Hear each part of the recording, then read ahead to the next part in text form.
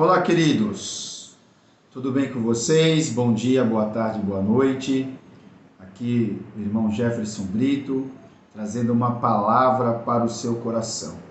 Eu tenho um texto bíblico que há muitos dias o Eterno colocou no meu interior para compartilhar com vocês. É uma palavra que fala sobre pecado.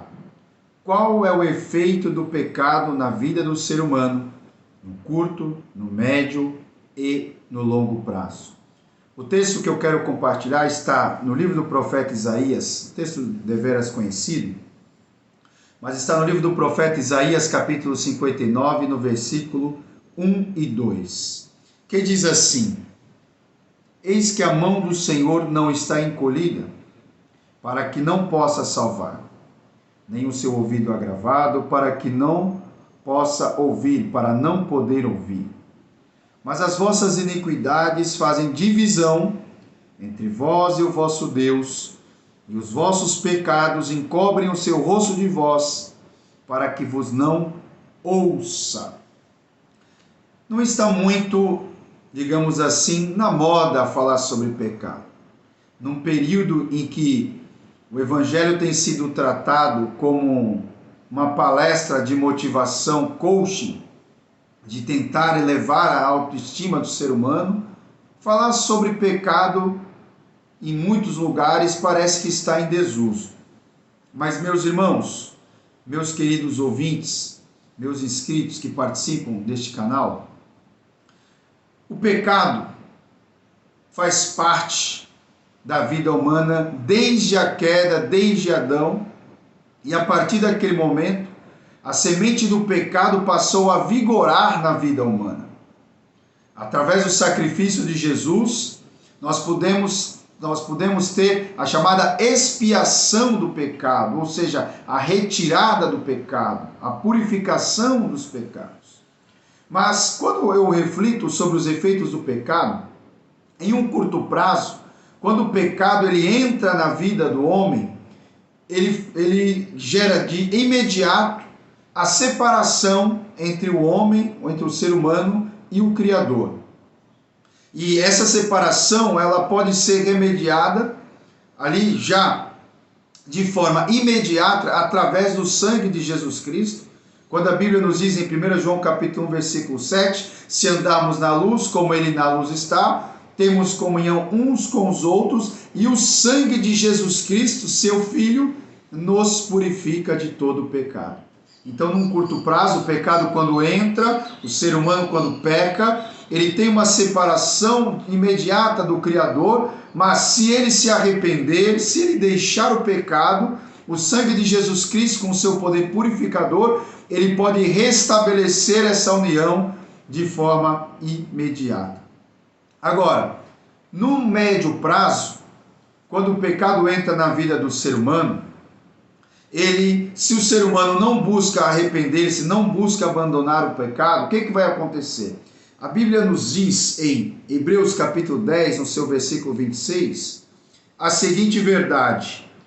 Hebreus 10 e 26. Porque se pecarmos voluntariamente, depois de termos recebido o conhecimento da verdade, já não resta mais sacrifício pelos pecados, mas uma certa expectação horrível de juízo e ardor de fogo que há de devorar os adversários. Então, meus queridos, em um médio prazo, o pecado ele gera na mente humana uma espécie de cauterização, ou seja, ele começa a tratar a pessoa que vive na prática do pecado, ele começa a tratar o pecado como algo normal, como algo que faz parte da sua vida. Entra em um processo de cauterização a tal ponto de ele compreender em si mesmo que o pecado, Deus não reprova aquela sua conduta, Deus não reprova o seu pecado. E ele começa a distorcer até as próprias escrituras para justificar o seu erro. Dentro desse processo de cauterização que ocorre na sua mente, em entender que o pecado não é pecado, que o pecado já faz parte da sua vida, dos seus hábitos, e isso, em um médio prazo, ele gera uma apostasia. O que é apostasia, irmão Jefferson? Apostasia é o abandono da genuína fé. E quando a pessoa entra num estado de apostasia, ela já começa a se afastar da comunhão com os irmãos, da comunhão com a igreja, ele já começa a adquirir novos hábitos, novos costumes, novas companhias, e começa o pecado a fazer parte da sua vida, e quanto menos ela esperar, ela estará totalmente afastada do eterno. E a Bíblia aqui nos diz, no livro aos Hebreus, que quando a gente peca voluntariamente, quando a gente entra nesse estado de apostasia, o sacrifício de Cristo já não tem valor para nós. O sangue de Cristo já não tem valor para nós. E a separação do Criador, ela já passa a ser considerado algo normal para quem vive na prática do pecado. E, num terceiro estágio, em um longo prazo, aí entra a situação mais crítica. O pecado, ele separa o homem de Deus eternamente. E aí é a situação irreversível. Por quê? Porque quando o ser humano morre no pecado, sem arrepender-se, sem voltar-se para o seu Criador, o que vai acontecer? Ele vai se separar de Deus eternamente. E aí, a Bíblia diz em Hebreus capítulo 9, versículo 27, que ao homem está destinado a morrer uma só vez e depois virá o juízo. Ou seja, não tem reencarnação para tentar purificar os pecados. A Bíblia não fala de purgatório para tentar, na vida futura, na eternidade, tentar purificar-se desses pecados. Não. O arrependimento tem que acontecer em vida. Ou seja, no longo prazo, o pecado vai te separar eternamente de Deus. E olha o que a Bíblia diz, o próprio Senhor Jesus falando, Mateus capítulo 7, versículo 21 ao 23. Ele diz assim, nem todo o que me diz Senhor, Senhor, entrará no reino dos céus, mas aquele que faz a vontade de meu Pai que está nos céus. Muitos me dirão naquele dia, Senhor, Senhor, não profetizamos nós em teu nome? E em teu nome não expulsamos demônios? E em teu nome não fizemos muitas maravilhas? Então lhes direi abertamente, nunca vos conheci, apartai-vos de mim, vós que praticais a iniquidade, ou seja, aqueles que vivem na prática do pecado.